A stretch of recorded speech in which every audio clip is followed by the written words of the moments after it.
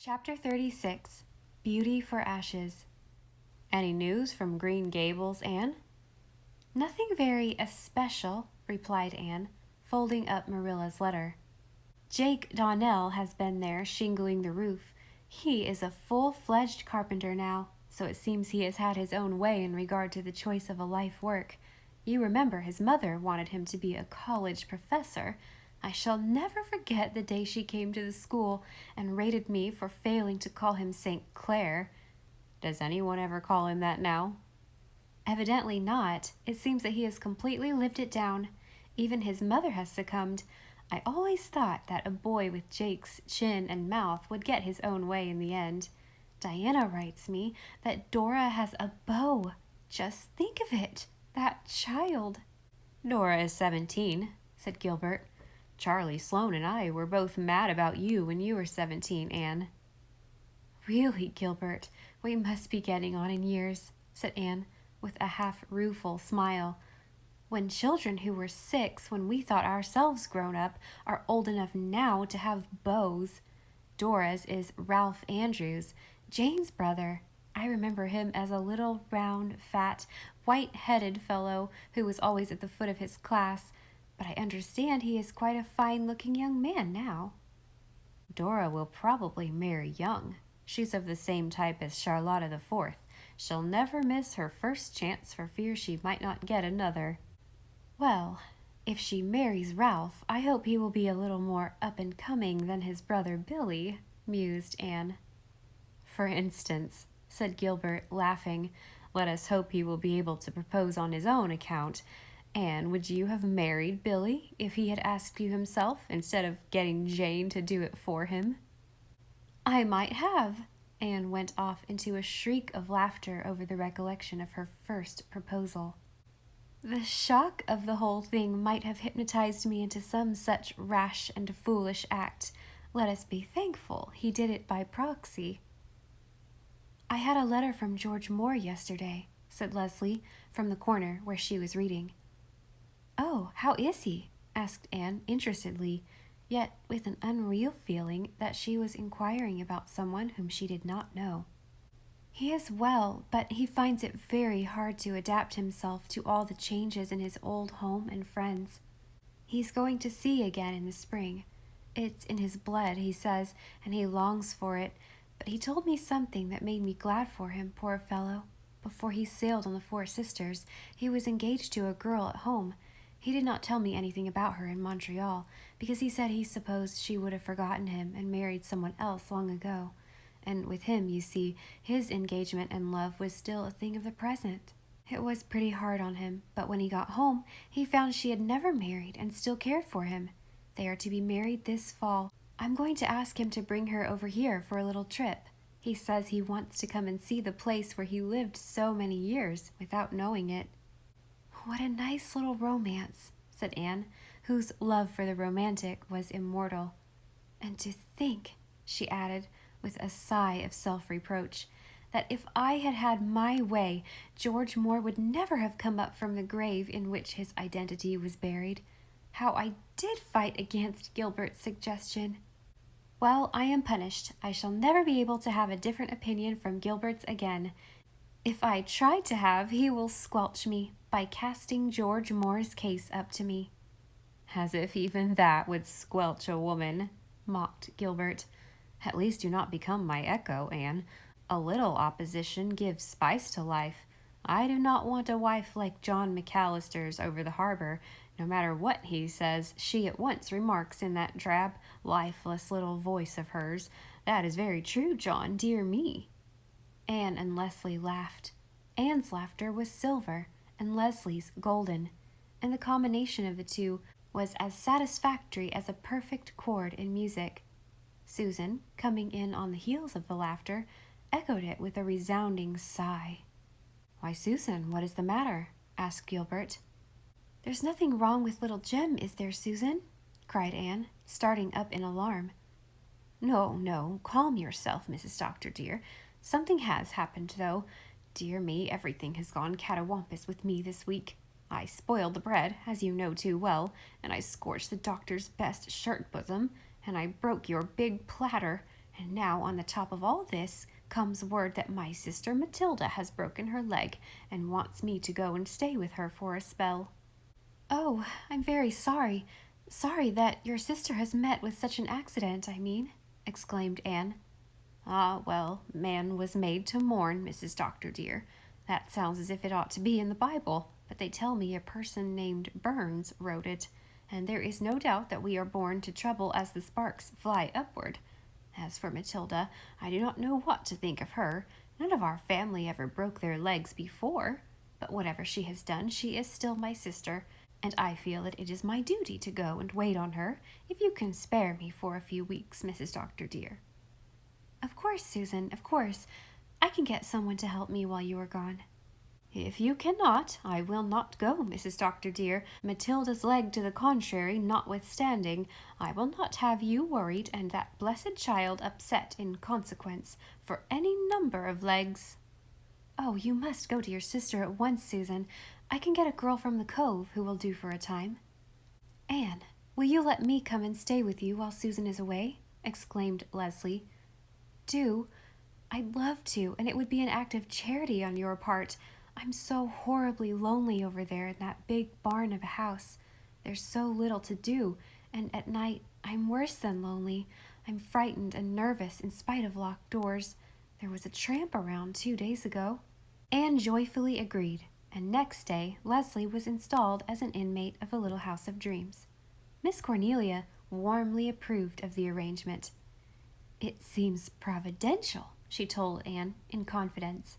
I'm sorry for Matilda Clow, but since she had to break her leg, it couldn't have happened at a better time. Leslie will be here while Owen Ford is in Four Winds, and those old cats up at the Glen won't get the chance to meow as they would if she was living over there alone and Owen going to see her. They are doing enough of it as it is, because she doesn't put on mourning. I said to one of them, if you mean she should put on mourning for George Moore, it seems to me more like his resurrection than his funeral. And if it's Dick you mean, I confess I can't see the propriety of going into weeds for a man who died 13 years ago, and good riddance then.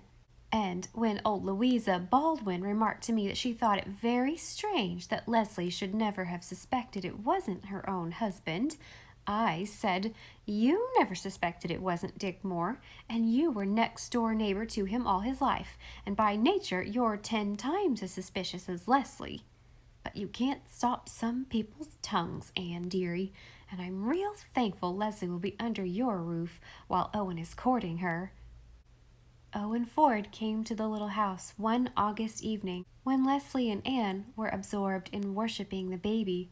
He paused at the open door of the living room, unseen by the two within, gazing with greedy eyes at the beautiful picture. Leslie sat on the floor with the baby in her lap, making ecstatic dabs at his fat little hands as he fluttered them in the air. Oh, you dear, beautiful, beloved baby, she mumbled, catching one wee hand and covering it with kisses.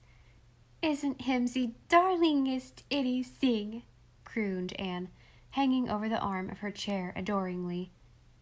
Dem itty wee pads are ze very tweetest handies in ze whole big world, isn't they, you darling itty man?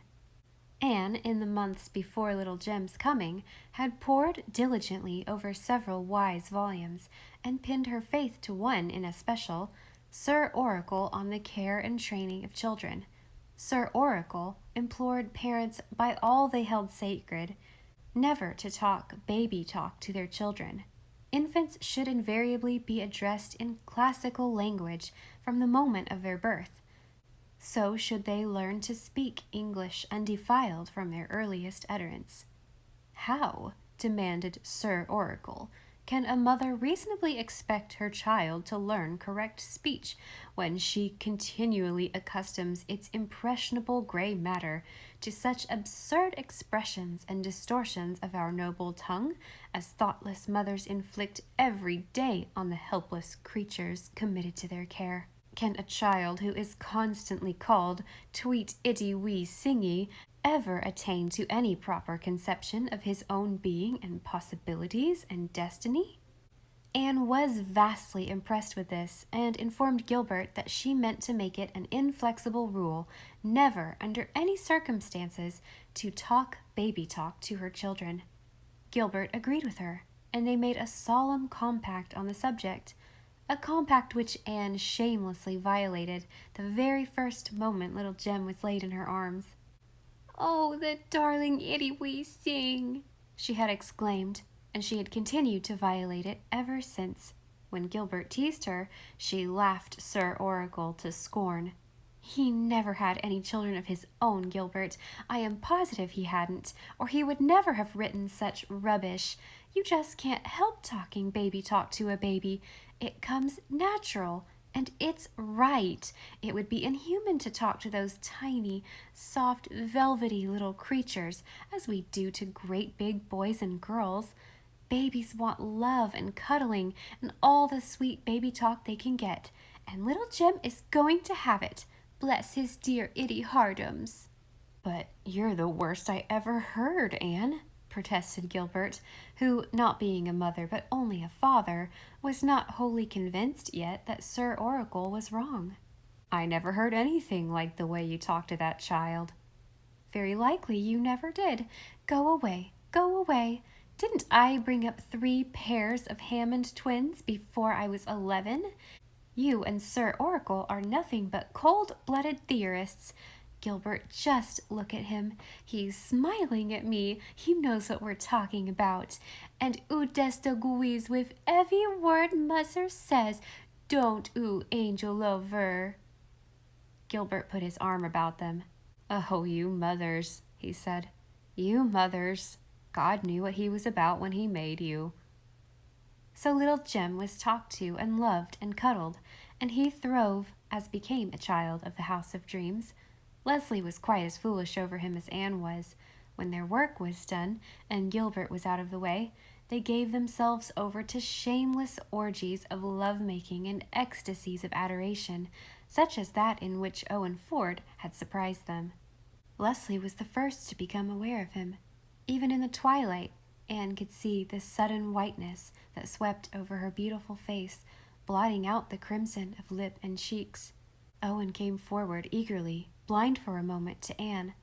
"Leslie," he said, holding out his hand.